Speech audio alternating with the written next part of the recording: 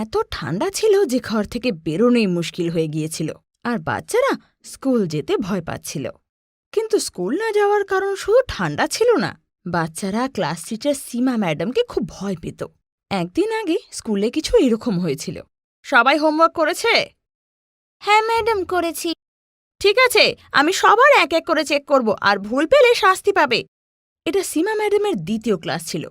সীমা madam একদিন আগেই নতুন নতুন স্কুল জয়েন করেছিল, আর বাচ্চারা ভেবেছিল যে সীমা ম্যাডাম হয়তো বাকি টিচারদের মতনই ভালো হবে। কিন্তু সীমা ম্যাডাম যখন হোমওয়ার্ক চেক করা শুরু করে, তখন ধীরে ধীরে স্টুডেন্টসরা ওনার আসল রূপ জানতে পারে। রাজু, মতি, চুটকি আর চীনা, তোমরা সবাই শাস্তি পাবে, কারণ হোমওয়ার্কে ভুল আছে। তোমরা 4 জন এখানে লাইন করে দাঁড়াও। 4 জন লাইন করে দাঁড়িয়ে পড়ে। ওরা ভাবে বেশি কি শাস্তি হবে, কান ধরেই দাঁড় করাবে, নাহলে দুটো থাপ্পড় মারবে। কিন্তু সীমা ম্যাডামের মাথায় তো অন্য কিছু চলছিল। বাইরে বরফ পড়ছিল। ম্যাম বাইরে থেকে বরফ এনে 4 জনের সোয়েটারের ভেতর ঢুকিয়ে দেয়। এত কাঁপানো ধরা ঠান্ডায় সোয়েটারের ভেতর বরফ যেতেই সবাই জোরে জোরে চেঁচাতে লাগল। আহ আহ খুব ঠান্ডা। আহ আহ ম্যাডাম, ম্যাডাম এটা বের করে দিন। আর কখনো ভুল হবে না, বের করে দিন। কিন্তু সীমা ম্যাডাম হাসতে হাসতে বলে, আমি বরফ বের করব না, আর কেউ বের করবে না। এই শাস্তি মনে থাকলেই তবে আর ভুল হবে না কখনো। আর হ্যাঁ, ঘরে যদি কেউ নালিশ করেছে তাহলে আরও বড় শাস্তি পাবে। সব বাচ্চারা খুব ভয় পেয়ে যায়। রাজু, চুটকি, মতি আর মিনা 4 জনে ঠান্ডায় কাঁপতে কাঁপতে নিজের জায়গায় গিয়ে বসে। ক্লাস শেষ হতেই সীমা ম্যাডাম ক্লাস থেকে বেরিয়ে যান। তখন বাকি স্টুডেন্টরা 4 জনের সোয়েটার থেকে বরফ বের করে দেয়। ওরা একটু স্বস্তি পায়। কিন্তু তখনই সীমা ম্যাডাম ফেরত আসে। বরফ কে বের করেছে? হ্যাঁ, কে? কেউ উত্তর দেয় না।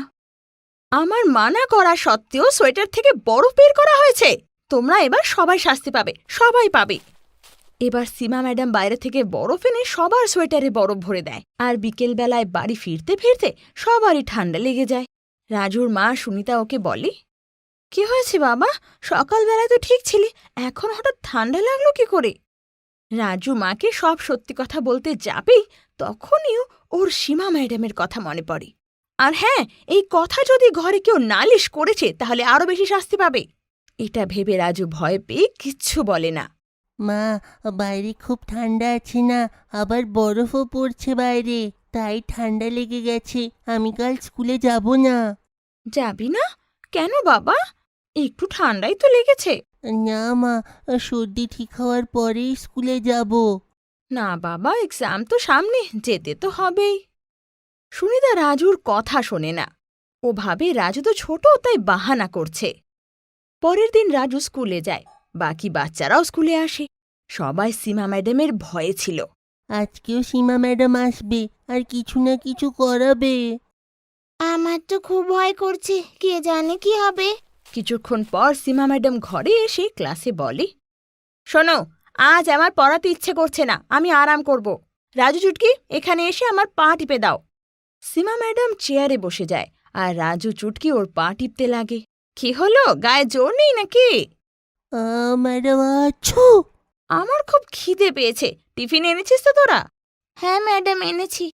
এক এক করে সবার টিফিন আমার সামনে নিয়ে আয়, আর যার টিফিন ভালো লাগবে না তাকে শাস্তি পেতে হবে। এটা শুনে তো সব বাচ্চাদের হাত পা আরও ঠান্ডা হয়ে যায়। বাচ্চারা নিজের নিজের টিফিন নিয়ে লাইন করে নেয়। সবার আগে টিনা দাঁড়িয়েছিল। ও সীমা ম্যাডামকে টিফিন খুলে দেয়। ওতে লুচি, তরকারি আর গাজরের হালুয়া ছিল। আরে বাহ, লুচি, সবজি আর গাজরের হালুয়া, বেশ বেশ, খেয়ে দেখি আমি। সীমা ম্যাডাম সেই লুচি সবজি খেয়ে আঙুল চাটতে লেগে যায়। দারুণ ছিল রে, যা গিয়ে বসে পড়। বেঁচে গেলাম আমি। তারপর মিনা টিফিন নিয়ে আসে। ওর মা পোহা বানিয়ে দিয়েছিল। ম্যাডামের মুখ টিফিন খুলতেই বদলে যায়। আরে ছি ছি ছি, মুডটাই খারাপ করে দিল। পোহা কে খায়? কেন এনেছিস তুই? মিনা তখন ভয় পেয়ে বলে, আমার পোহা ভালো লাগে ম্যাডাম, তাই মা পড়ে পাঠিয়েছে। পোহা এত শুকনো হয় যে নদীতে ফেলে দিলে নদী শুকিয়ে যাবে। মিনা তখন মনে মনে ভাবে, হায়, এবার কি হবে ম্যাডামের পোহা ভালো না লাগলে? মিনা, তুই আমার মুড খারাপ করেছিস, তুই শাস্তি পাবি। মিনা তখনই কাঁদতে কাঁদতে সীমা ম্যাডামের পায়ে পড়ে যায়। আমার ভুল হয়ে গেছে ম্যাডাম, আমাকে ছেড়ে দিন, কাল থেকে লুচি সবজি আনবো। কিন্তু সীমা ম্যাডামের শাস্তি দিয়েই মজা লাগত। উনি মিনাকে বাইরে পাঠায় আর বাইরে থেকে বরফের একটা বড় টুকরো আনতে বলে। মিনা তাই করে। ও নিজের হাতে করে একটা বড় বরফের টুকরো নিয়ে আসে। ও ভাবে এটাই হয়তো ওর শাস্তি। কিন্তু সীমা ম্যাডাম ওকে এত সহজে ছাড়ত না। ও বলে, মিনা, নিজের জুতো খোল আর সেই বরফের ওপর দাঁড়িয়ে পড়। কি? ম্যাডাম, ম্যাডাম প্লিজ ক্ষমা করে দিন, ভুল হয়ে গেছে আমার, আর কখনো হবে না। কিন্তু সীমা ম্যাডামের ওপর কান্নাকাটির কোনো প্রভাব নেই। ও মিনাকে খালি পায়ে সেই বরফের ওপর দাঁড় করিয়ে শান্তি পান। তারপর একটার পর একটা বাচ্চাদের টিফিন খুলতে থাকে আর একের পর এক বাচ্চাদের শাস্তি দিতে লাগে।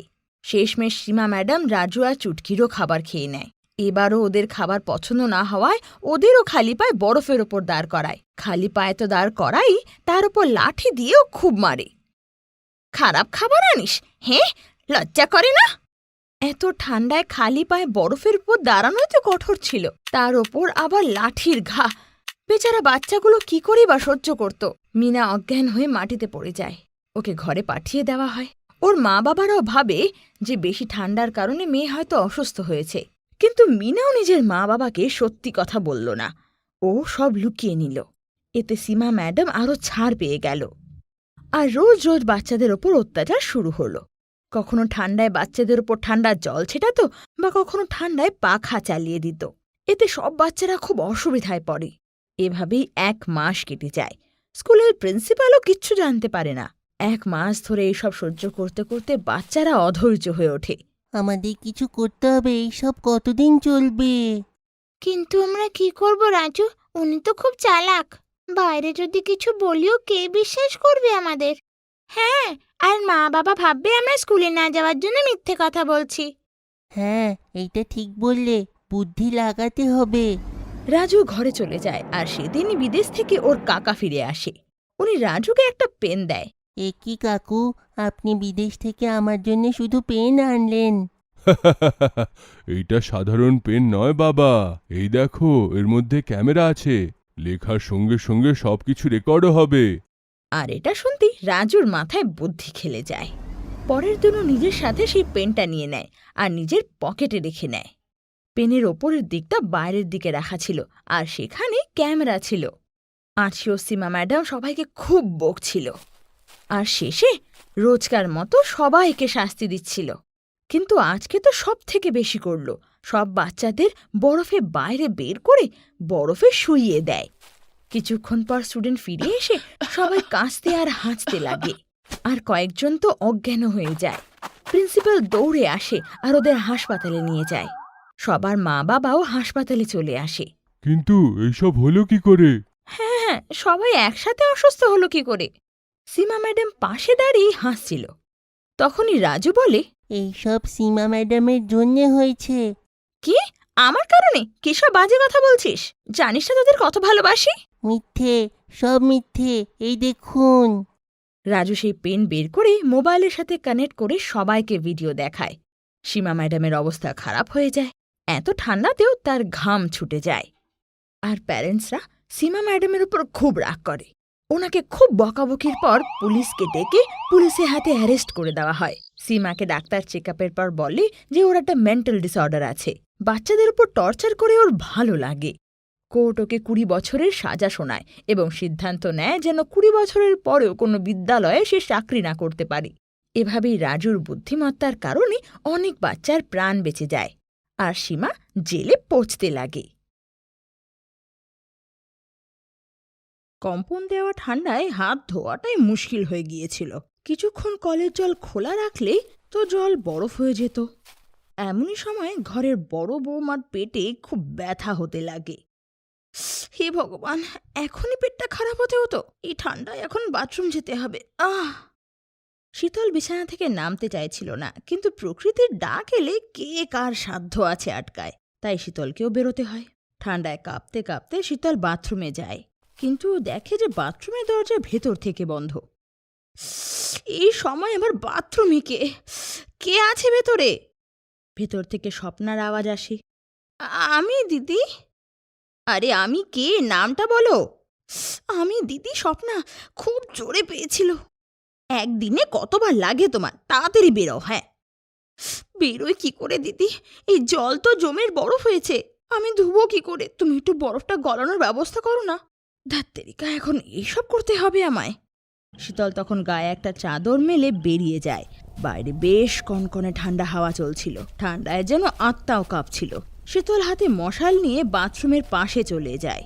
বাইরে থেকে বাথরুমের পাইপ ভেতর দিকে যাচ্ছিল, সেই পাইপের ভেতরেই জল বরফ হয়েছিল। শীতল মশালের আগুন দিয়ে সেই পাইপের বরফ জল করতে লাগে, আর কিছুক্ষণের মধ্যে বাথরুমে জল চলে আসে। স্বপ্না কাজ শেষ করে নিজের ঘরে চলে যায়। এদিকে শীতল আর দাঁড়াতে পারছিল না। উফ, আর আটকাতে পারছি না আমি, তাড়াতাড়ি বাথরুমে যাই আমি, আর তারপর লেপের ভেতর ঢুকে পড়ব। শীতল বাইরে থেকে যেই ভেতরে আসে, দেখে বাথরুমের দরজা আবার বন্ধ।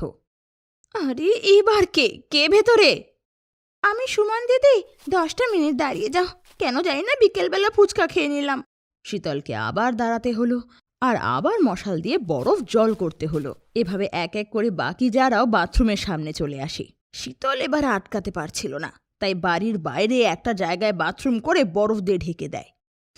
আহা, পেটটা এবার গিয়ে পরিষ্কার হলো। ঘরে 5টা বৌমা, আর তাদের আবার একটা শাশুড়ি আছে, কিন্তু 6 জনের জন্য ওদের একটাই বাথরুম। আর সেই জন্য 5 বৌমার সব থেকে বেশি অসুবিধে এই শীতের সময় হয়। ওদের সবার স্বামীরা বাইরেই থাকে, আর শীতল ঘরের বড় বৌমা হওয়ার কারণেই ঘর সামলাতে হয় ওকে। আর এই বছর একটু বেশি ঠান্ডা ছিল, বরফ পড়া যেন থামছিলই না, তাই সমস্যাও অনেক বেড়ে গিয়েছিল। পরের দিন সকালে বিমলা সকাল সকাল ওঠে, আর 5 বৌমাও ঘর থেকে বেরিয়ে আসে। এসে বিমলা বলে, বৌমা, সকাল 7টা বাজলো, 2 ঘন্টা ধরে চায়ের অপেক্ষা করছি। এটা শুনে শীতল রেগে গিয়ে বলে, কি করে উঠবো সকাল সকাল? রাত্রে তো ঘুমই হলো না। কবের থেকে বলছি যে একটা বাথরুমে হয় না, একটা বাথরুম দরকার, কিন্তু কে আর আমার কথা শোনে? আচ্ছা, বাথরুম বানানোর টাকাটা কি তোর বাবা দেবে? আমার বাবা কেন দেবে? পণ তো দিয়েছিল বিয়ের সময়, ওই টাকা দিয়ে বানান না ঘরে বাথরুম। হ্যাঁ দিদি, ঠিক বলেছ, আমরা 6 জন এক বাথরুমে কি করে হয়? হ্যাঁ মা, কাল রাত্রে তো খুব খারাপ হয়েছে এত ঠান্ডায়। আর 5 জন বৌমা মিলে বিমলার সাথে ঝগড়া করে, কিন্তু বিমলাও ছাড়ে না। দেখো, একটা বাথরুম দিয়ে কাজ করতে হবে, সে ঠান্ডা হোক বা গরম, আমার ঘরে একটাই বাথরুম থাকবে।